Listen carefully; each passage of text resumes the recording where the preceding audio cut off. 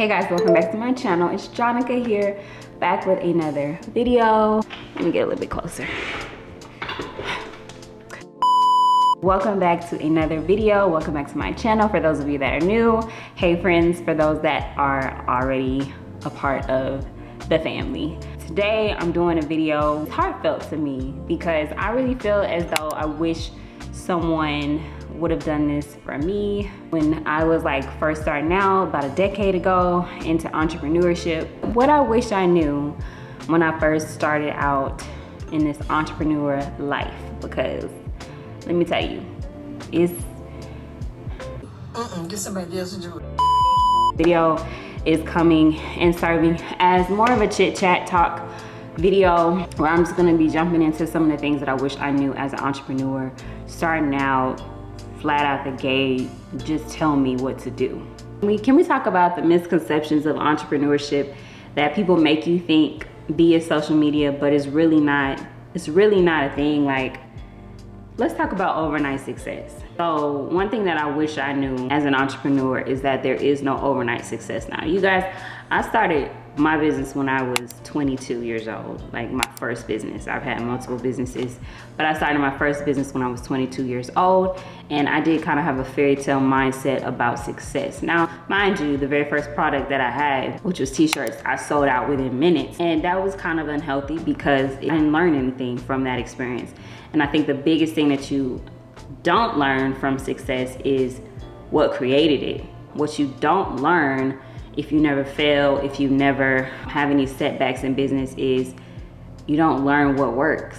So success is great and everything, but to be an overnight success and to, you know, maybe go viral on a post or something like that, this misconception when I first started out entrepreneurship is that there is no overnight success. Like, you can be successful at the very beginning, but a lot of the true success and the sustainable success comes from you going through that process, years and years of trial and error, you getting mentors, you getting leadership around you. You can't be really in this fairy tale, you know, space of entrepreneurship when it's starting out, because you start to think that stuff is easy and you kind of get in a mode of laziness and entitlement to the work that it is that you're trying to do and trying to achieve. So number one thing I wish I would have known, there is no such thing as overnight success. And in fact, you do not want to be an overnight success. Well, piece number two, there is a roller coaster of emotions, especially if you are a female entrepreneur. Like, I hate to say it, ladies, that we have these sometimes overwhelming emotions, things that we cannot control. As people are gonna treat us a certain way because we are women, people are gonna treat us a certain way. It's just, things are gonna happen, right? And so there is definitely a roller coaster of emotions, but also a balancing of emotions as it pertains to being an entrepreneur, where you don't have the stability that you would, you know, if you went to get a 9-to-5. Sometimes there are emotions. Sometimes you might cry. You might have your episode, and I just want you to know that that is realistic. I want you to know that that is natural. Like, I had to literally get around other women entrepreneurs that share with me their experiences and let me know, like, you're not crazy. This is normal. I'm experiencing this too. Emotions are there. I think you will have many highs and lows as an entrepreneur. Emotional side can work for us in the relationship aspect of business. Business is about building relationships. And I think women thrive in that space. And I think that is important to have like a clear perspective that just because you have emotions doesn't mean that that's a weakness. It's actually a strength, where you have to learn how to negotiate with your emotions to get yourself to be able to do what you need to do in terms of what you might have for your day plan for the entrepreneurship life that you have created for yourself. So emotions can kind of get in the way of what you're wanting to do, but you just have to discipline them, and they will not be like something that takes you out in the long run. So this is a really good one, and it kind of coincides to what I was saying, but the power of networking. Like, what I didn't know initially when I first became an entrepreneur is that networking was such a huge part of entrepreneurship.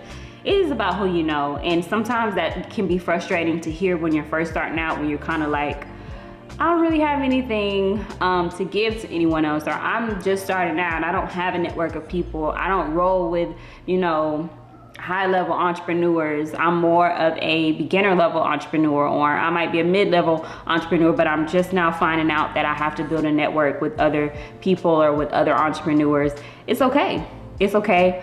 There are so many ways that you can build relationships, network with entrepreneurs, whether that be Facebook groups, whether that be, in-person networking events, going to conference, meeting with other people, being in the room with others. It's so important to build that network and to, navigate your relationships and choose them wisely, because who you are networking with and who you decide to run with will affect you in the long run. Let me tell you right now, if there are people around you that is not doing the same things, they're not like-minded, they are not entrepreneur-minded, they don't think like you, they live more within the comforts versus the risk side, where most entrepreneurs live in a state of risk and in a state of discomfort, because we're always having to invest, we're always choosing to invest and making moves forward, whereas other people might not have that same agenda. So it is important to network and be around people who share the same vision as you, share the same drive as you, because if they don't, then there's nothing wrong with the fact that people might not have the similar drive as you.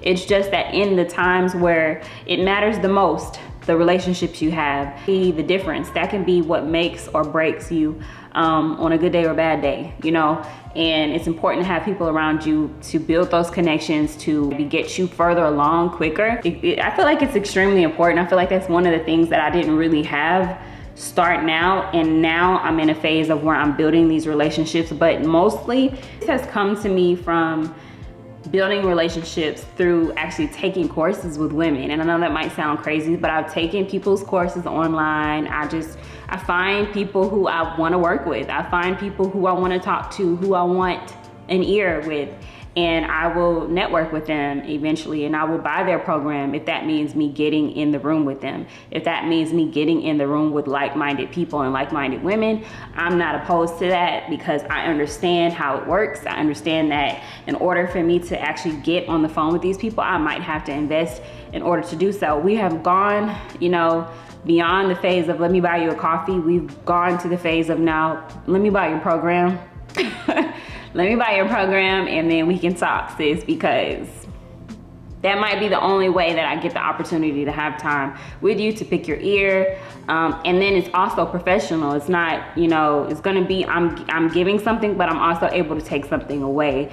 And not only am I able to take that away, but I'm now able to add you as someone who I could network with, someone who I could talk to. So a lot of like what you're doing on social media and things like that will be increased through networking, through doing lives, through doing, just different events with other entrepreneurs and other, social media people. So it is important to network. It is important, it is important, it is important. Start doing it now if you do not do it. Any coach is gonna tell you, stay connected to the people and don't burn bridges, stay in the pocket as long as you can stay in the pocket, y'all. I know sometimes relationships are hard and sometimes it's not always easy to remain in close contact and close proximity with certain people due for various reasons. Sometimes even you yourself have your own things that you got going on and you just don't want to, reach out, build these networks and do this and that, but try to do it because it's going to help you in the long run. It's going to help you in your profession. It's going to help you as an entrepreneur overall. So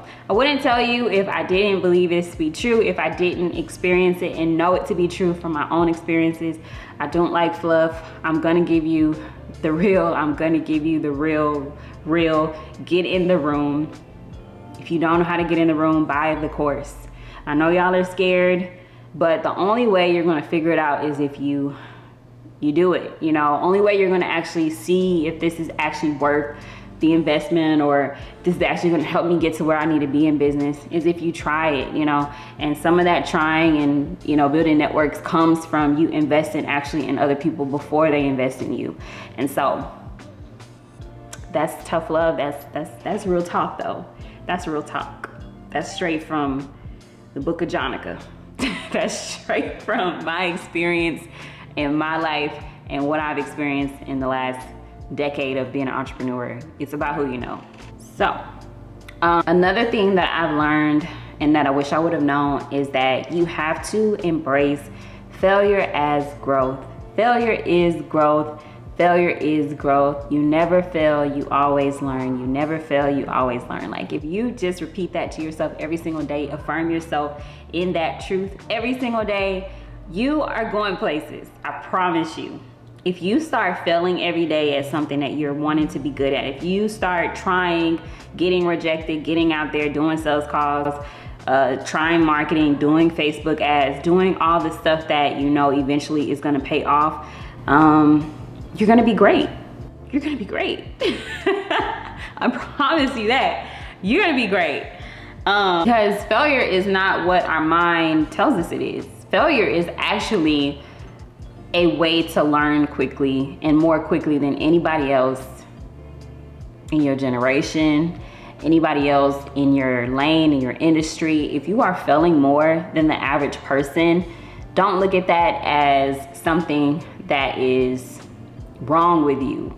Don't look at that as a reason to give up. Look at that as a reason to keep going, a reason to excel, a reason to succeed, because you will succeed if you continue to try, but you have to learn from the failures. Don't just fail. Don't just get offended. Don't just get mad. Don't just get angry. Actually learn from your failures. So if you find yourself failing in something, I dare you to get a journal.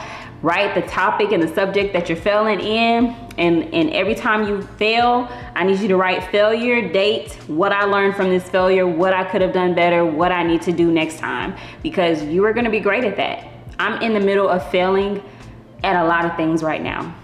Like, your mind is gonna tell you you suck, but what's really happening, what's really going on is that you are getting sharper, you are getting better, you're learning faster, you're learning quicker than most people that are actually going after what you're doing. And if there's people that are already like ahead of you in what you're trying to do, like you have entrepreneurs that are already like making how much money you want to make, or selling what you want to sell, or doing great and their brand is big, it's huge or whatever, and you're failing, you find yourself failing in that, just understand that if you continue to go at the rate that you're going, you know, failing every day, failing 10 times a day, however many times you're doing it, if you continue to do that while other people might be just kind of chilling and laid back because they've already come to a place that they want to be in life, you just keep on failing, you just keep on slipping, you just keep on trying and trying and trying, because it's not about failing. You don't want to fail intentionally, but you do want to fail fast. So if there is a learning curve at something that you're doing, and there is a learning curve at something that you're trying to, you know, master or be effective at, you want to try as many times as you possibly can in the day to figure out how to do that. You want to devote your time, you want to give hours of your time a day to that craft so that you can be better at it. And you will get better, you will grow, because failure is growth. As long as you learn from it. Don't just fail, guys, learn from it. Like, that's what I had to learn in the last several months this year alone. Like, I had this unhealthy, you know, relationship with failure. I had a lot of ego that I had to put down. Like, you're not above failure, sis. You are not above failure. You got to get your ego out the way. You got to get your entitlement out the way. You can't be entitled to a result if you didn't do the work for it, if you didn't fail, if you didn't learn how to do it and become better at it. And if y'all hear my kids in the background, see, this is what I'm talking about. Fail fast. Because next time I'm just going to record when they not here. That's what I learned. See how quickly you can start learning? But anyway, failure is growth, guys. And so if you could take anything away from this video today, let it be the failure piece, because that's gonna get you to where you need to be. That's gonna get you to where you gotta go. Look, the Texas girl is coming out. That's gonna get you to where you need to be in life. If you can reshape and reframe your mind, renew your mind to what failure is and what it actually takes to be successful in something, you will have to fail. You will have to do it over and over. You will have to try. And so that piece is very important. And that is something I really wish I would have known a decade ago, and just really had the mindset and, you know, the renewed understanding of how that works for me. So I don't know what number we're on, but the next thing I want to talk about is the art of delegation. So delegation is another thing that I wish I would have learned super early on. I had control problems, y'all. I didn't want anybody to help me.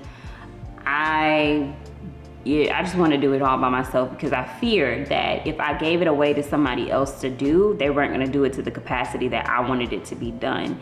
And no, don't do that. don't do that. Delegate early on, and you know, in order to get yourself into the habit of delegating, you might want to delegate small tasks early on. So, you know, start getting and looking at contractors on Fiverr. See what people are doing in your industry, maybe that you hate to do, that you're not good at doing. You can't do it all, you're not strong in it all, you don't have the skill set to do it all, and you don't have the mental capacity to do it all. So it is a huge roadblock to try to do it all. And therefore, I am definitely, you know, telling you that you gotta start delegating. If that means, let me go find someone who can do copywriting for me, because I hate doing that.